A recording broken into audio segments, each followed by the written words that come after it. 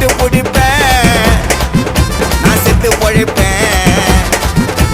Chicken கொடுப்பேன், நான் செத்து பொழைச்சேன். மென்டல் கேசி நேரில் வந்து நீ பேசி மோத முடியாது ஒன்னால. நான் தங்க தராசு, நீ எச்ச கிளாசு, நீங்கள வளர்ந்தது என்னால.